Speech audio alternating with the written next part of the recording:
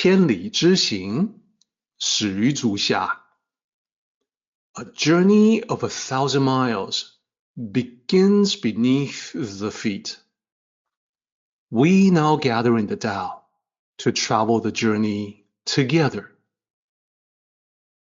Welcome to Tao Talks with Derek Lin, where we take a deep dive into the Tao Te Ching by Lao Tzu.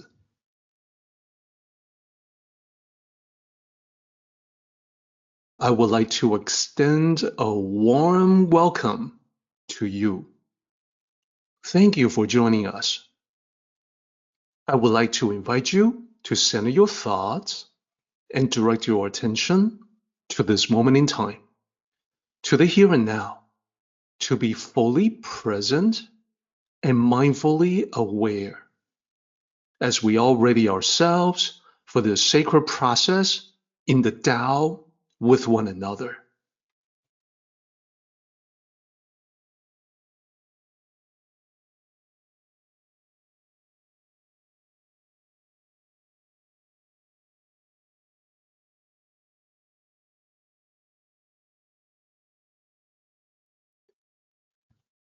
Too much or too little are both extremes. The Tao is about balance. In order to depict that, I want to create a slide that shows the extremes and then the balanced Tao in the middle. So let me share that visual with you. To the left-hand side, I have the image of a room that is filled with treasures. A golden room, opulent, luxurious, many luxuries. This represents extreme excess. This is the room that is overflowing with gold and jade. So this is what Lao Tzu is talking about. And the Tao, the teaching is that hoarding of resources, possessing more than one can possibly use, represents extreme excess. And in life, we know that when someone has too much, there's invariably going to be other people who will attempt to take some or all of the gold and jade, by hook or by crook. I think it is well documented that winners of the lottery tickets, they are subjected to all kinds of suggestions from people who will approach them for quote unquote investment opportunities. And many of these lottery winners, they end up actually broke because their treasures, their gold and jade, have been taken by other people. They've lost it, sometimes through misguided generosity, sometimes through wasting, misspending. But one way or another, their room of gold and jade got emptied out. So people see that this is a possibility when you possess too much, and therefore there is anxiety associated with it, associated with the need to protect the precious treasures. So this is the negative side of extreme wealth. But then what about the other extreme? Is it, like this picture suggests, having nothing or not a whole lot? This room at least has a chair, it's got curtains on the window, but in reality, the extreme lack in the Tao context is even beyond that. To have the true opposite of having more than you can possibly use is having expenses greater than income. In other words, not just having zero, but having your assets in the negative. You are worse off than having nothing at all.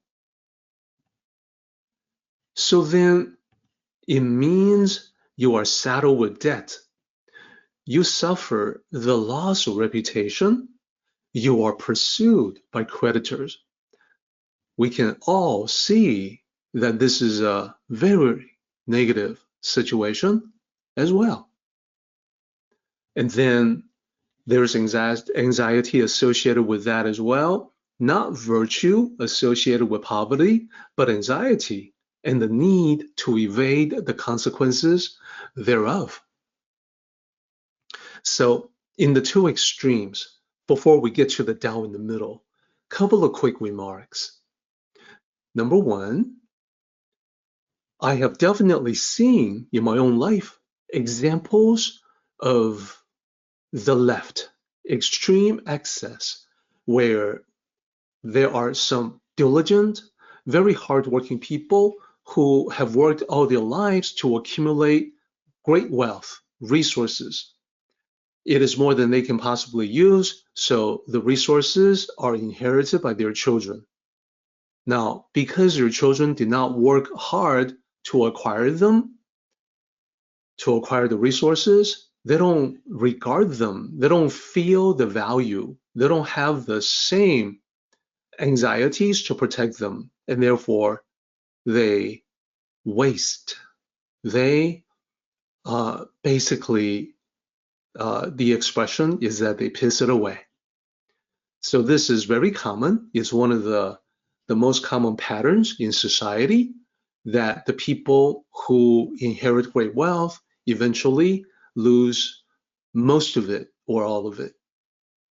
And on the extreme lack, on the right-hand side, I want to remark that there are differences between appearance and reality on the right-hand side. What I mean by that is that people who are in this situation can oftentimes attempt to create the illusion of wealth. That is, they are not doing that well. They do have expenses greater than income, but they create this veneer, this well-to-do affluence, this facade that hides desperation. So despite appearance, their room may resemble what is on the left instead of on the right of this slide. But in reality, the truth is that they are suffering from extreme lack. It's just the illusion that's temporarily propped up that prevents some people from seeing through to the truth of the matter. So having talked about the two extremes, let's explore the path of moderation. So the idea here is to live within one's means. So it isn't to say that you must deny yourself. Sometimes there's delayed gratification, but overall, you still enjoy life with a sense of contentment that life is good. You have what you need, and you have a way to make more. And we see the benefit of this in that you become rather unconcerned with comparing yourself against your peers. You have no need to feel envious of other people. When you see the negativity that can come with additional material possessions, you let go of the desire to get more than you can possibly use. And lastly, rather than suffering from anxieties, you have this happiness to build a secure future of financial independence for yourself and your loved ones. Now, looking at the three columns here, I also want to point out that there are in-between situations, that it's not clear-cut.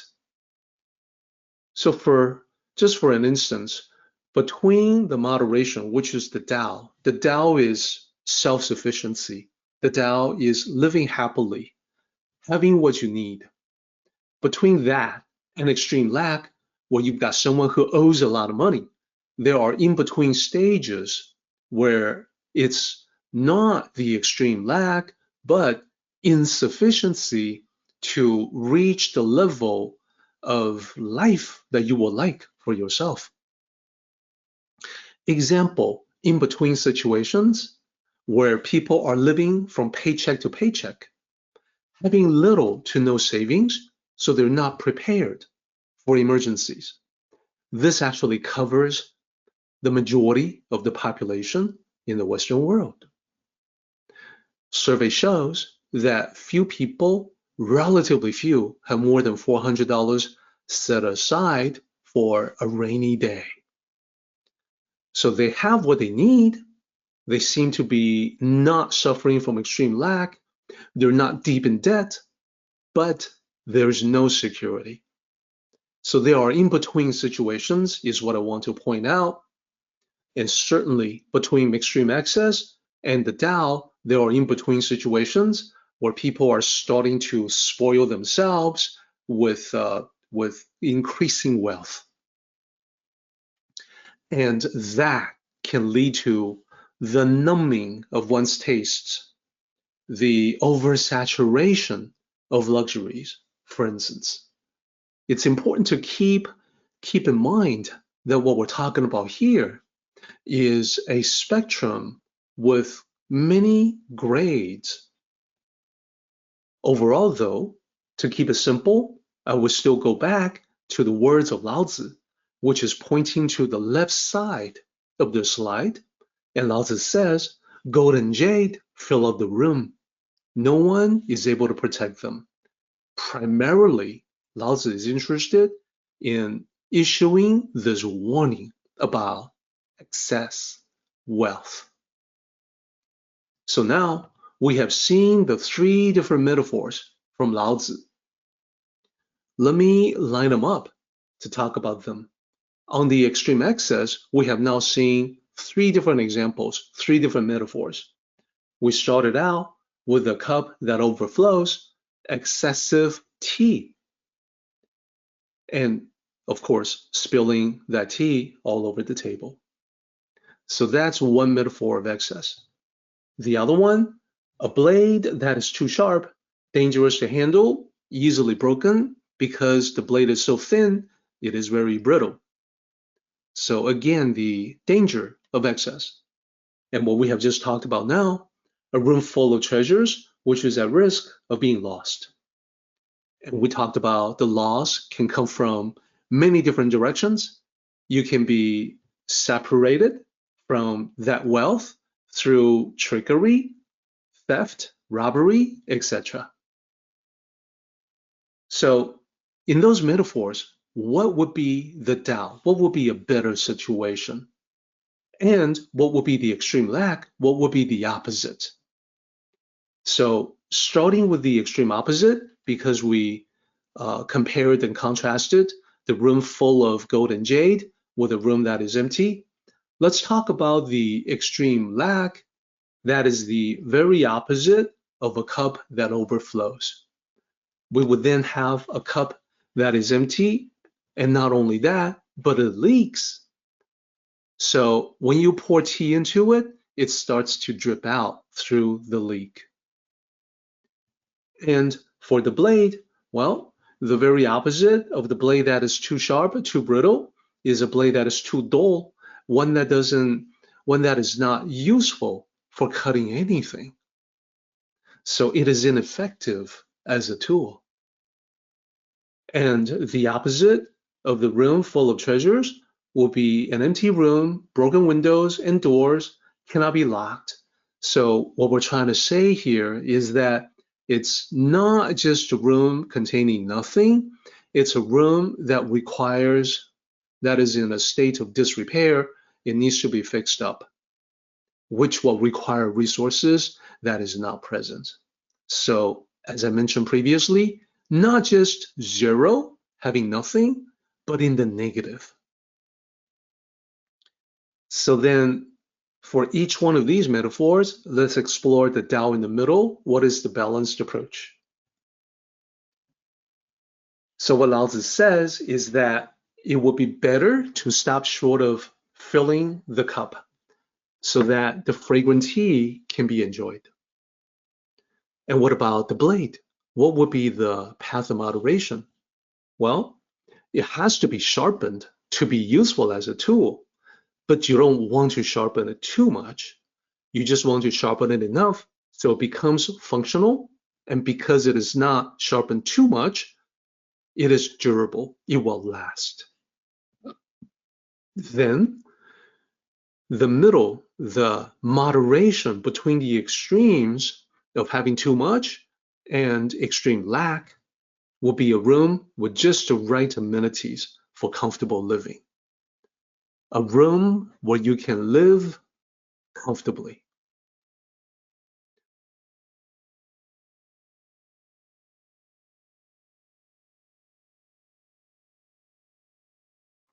Our meeting has come to an end, but the journey continues on.